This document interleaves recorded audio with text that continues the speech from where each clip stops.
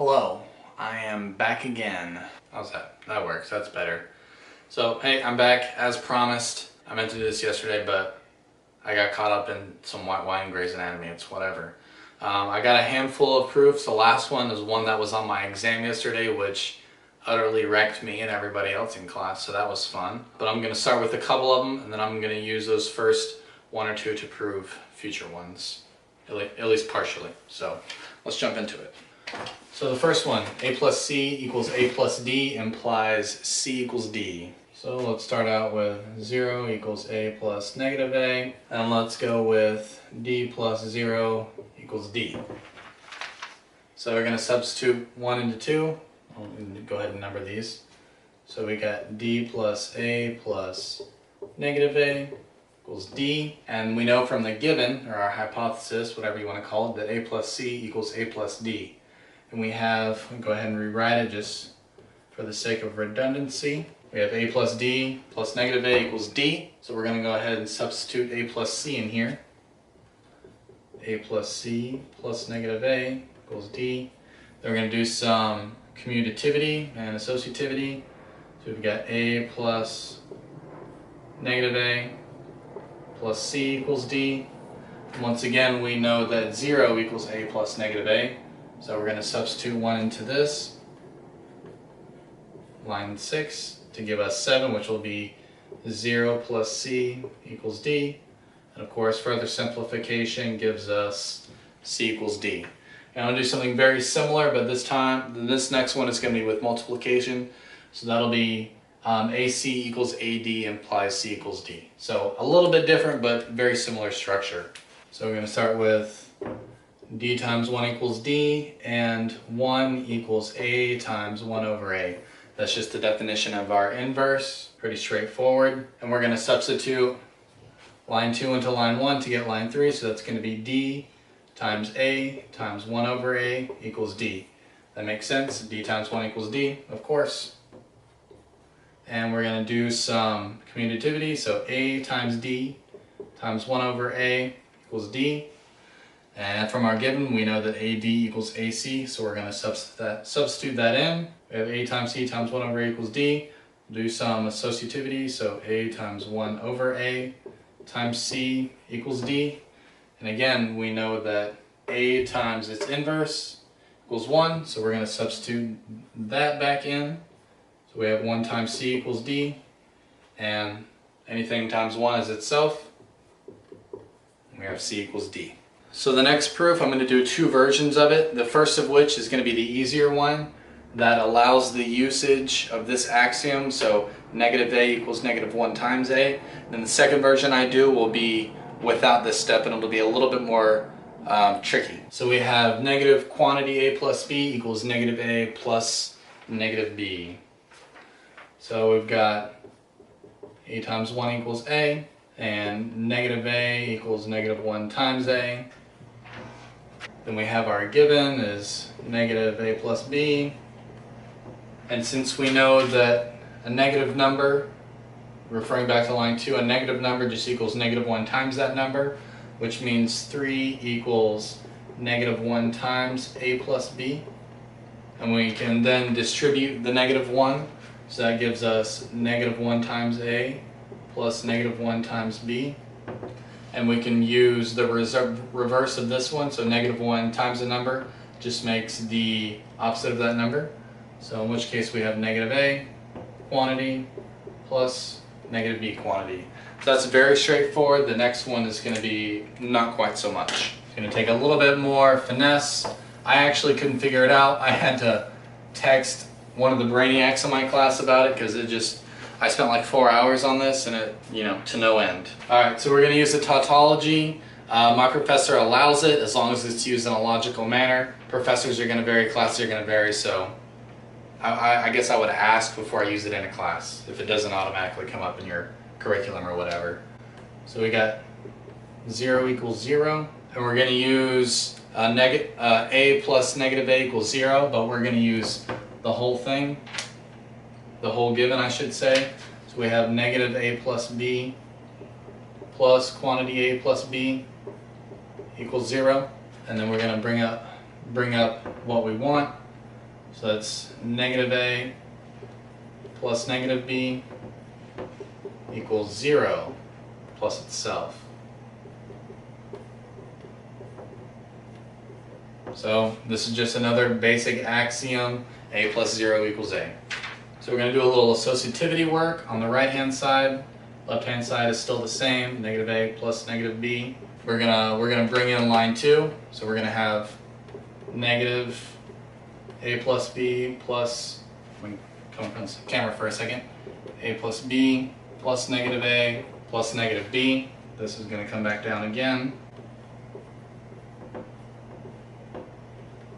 And we're going to do some associativity and commutativity with this.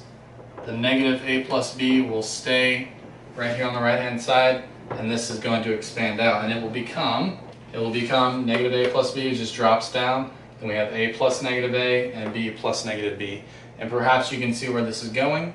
Since a number plus its opposite equals 0, we just have plus 0 plus 0. And finally we have negative a plus negative b equals negative quantity a plus b. So it definitely takes a little bit more finagling, takes a couple, identities and property of 0, but it's doable. It's 95% of the challenge of this class is not knowing how to do something, but knowing how to do it in a very, very limited and restricted environment. So, don't even have subtraction here. So this one is negative quantity a over b equals negative a over b. So for one, we got negative a equals negative 1 times a. I don't have another version for this one as well because I haven't figured it out yet. I haven't gotten an answer for how to do it without this axiom, so this is the easy version again. And then we have the definition of a fraction, which is a over b equals a times 1 over b. And then our given is negative quantity a over b, So we're going to distribute that out since we know that a negative number is just itself times negative 1. So it's negative 1 times a over b. And we know that that can be further expanded, so we have negative 1 times a times 1 over b. Ooh, that's a bad b. My b. And then we can just do, since it's all multiplication, we can do some associativity. So we have negative a times 1 over b. And we can do the backwards definition of a fraction. So negative a times 1 over b just gives us negative a over b. So this last one was problem number 1 on my exam yesterday. I had never seen anything like it before. I had never gotten an example for it. I had no idea what to do. So I just had to screw around with it. I spent, no kidding, 40 minutes on it out of a 2-hour and 20-minute class. And I know some of the things I did with it as far as the rules I were given and restrictions. I know I broke some of those rules. I know I solved it, but I didn't do it in the exact manner. I don't really hold it against myself because I had no idea how to do it. I had to try and extrapolate, the methods and rules that I learned to something entirely new. So once again, it's not the problem, it's the restrictions that are put on you and the problem that you have to use to solve it. So obviously this is middle school math. 3x minus 2 equals 10 means x equals 4. But I don't have subtraction, I don't have division, I got basically nothing. So right off the bat, I'm going to say 0 equals 10 plus negative 10. And I'm going to add it to the left hand side, which gives us 3x minus 2 plus 10 plus negative 10 equals 10. Then I'm going to do some associativity, and then I'm going to transform this plus negative quantity into a minus. Alright, so now we have 3x minus 2 minus 10 plus 10 equals 0. I'm sorry, those are both equal 10. My mistake. 3x minus 2 minus 10 plus 10 equals 10. And we know that if a plus b equals a, that implies